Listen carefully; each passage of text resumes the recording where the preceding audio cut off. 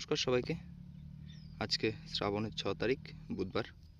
তো মূলত আমরা আজকে যে বিষয়টা নিয়ে আলোচনা করব, আমরা যেটা দিচ্ছি কাটা প্রতি 300 করে। তখন 4টে প্যাকেট আছে, আর এগুলো কাটলাম একটু আগে। এখন রোদ্রে দিচ্ছি। আর চাষ দেবে, মূলত দুটো চাষ দেবো আমরা। প্রথম চাষ দেওয়ার পরে কিন্তু ছিটিয়ে দেবো, আর দ্বিতীয় চাষ দেওয়া হয়ে গেলে তারপরে মূলত ভাটি করে দেবো। আর পালনের ক্ষেত্রে আপনারা যদি বীজ চয়েস করেন, সেই ক্ষেত্রে কিন্তু হলদিবাড়ি পালনটা কিন্তু সেরা পালন। মূলত আমি হলদিবাড়ি পাইনি বলে দেখতে পাচ্ছেন এই যে পালন সিট, আমি জানি না এই পালনটা কেমন হবে। বীজের কোয়ালিটি কিন্তু মোটামুটি ভালোই আছে, কিন্তু হলদিবাড়ির যে পালনটা মূলত বীজগুলো একদম ফ্যাকাশে সাদা টাইপের হয়, আর এইগুলোর ভিতরে কিন্তু কালো কালো আছে, দেখতে পাচ্ছেন। জানি না কীরকম কী হবে। তো মূলত আজকে আমরা পালন লাগাবো। মূলত সেটা যে কোনো বীজ, শুধু ক্ষেত্রে পালন না, যে কোনো বীজ যখন লাগাবেন প্যাকেট থেকে বের করে 10 থেকে 15 মিনিট একটু রোদ্রে দিয়ে নেবেন। এখানে রোদ্দুর ভালোই আছে মোটামুটি। আমি এখনই খুললাম। এখন বিকাল 3টে, আর আমি মাঠে এসেছি। মূলত পালন শাক তো লাগানো হয়ে গেছে। এখন মূলত জল বের করানোর জন্য রাস্তা বুঝতে হবে, কারণ এটা বর্ষাকাল, অতিরিক্ত বৃষ্টি হবে। কালকে 24 তারিখ, মূলত কালকে থেকে বৃষ্টি হওয়ার কথা আছে।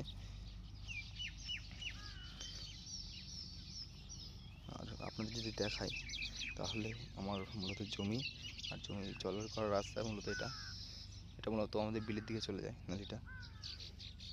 তো আগে আমরা এই সাইড থেকে একদম চারকোনা থেকে কিন্তু নালিগুলো করবো। আর এখন আপনাদের দেখাতে পারতাম, কিন্তু ক্যামেরা করার মতো কেউ নেই। আর আমি যে বীজটা লাগিয়েছি মূলত সেটা দেশি পালন। আর আপনারা যদি কেউ লাগান তাহলে কিন্তু অবশ্যই হাইব্রিডটা চয়েস করবেন। হাইব্রিডের মধ্যে যেটা সেরা আছে সেটা হলো হলদিবাড়ি পালন। তো আমি এখন পিলি করি, তারপরে আপনাদের দেখাচ্ছি।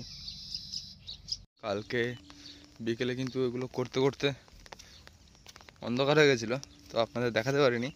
কিন্তু এখন দেখছি মোটামুটি আমার এই জিনিসটা কাজে দিয়েছে।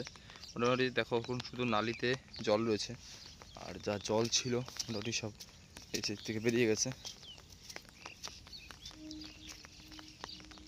মূলত এরকম একটা জমিতে যদি লাগাও তোমরা, তাহলে কিন্তু পচা বা কোনো কিছুর ভয় থাকে না, বৃষ্টি হওয়ার সাথে সাথে নেমে যাবে। এই দেখতে পাচ্ছ শুধু নালিতে, শুধুমাত্র নালির দিকে জল আছে।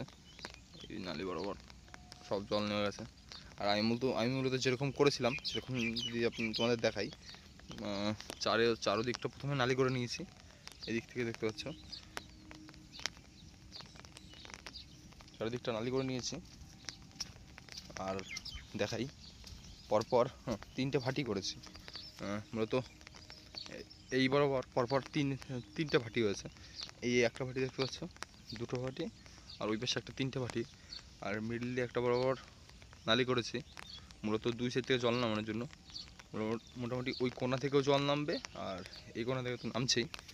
যখন জলের বেশি প্রেশার পড়বে তখন কিন্তু এই কোণা থেকে কিন্তু মুখটা খুলবো আবার। এই যে এই বরাবর কিন্তু মুখ খুলে দেবো, যেহেতু জল নামছে এখান থেকে।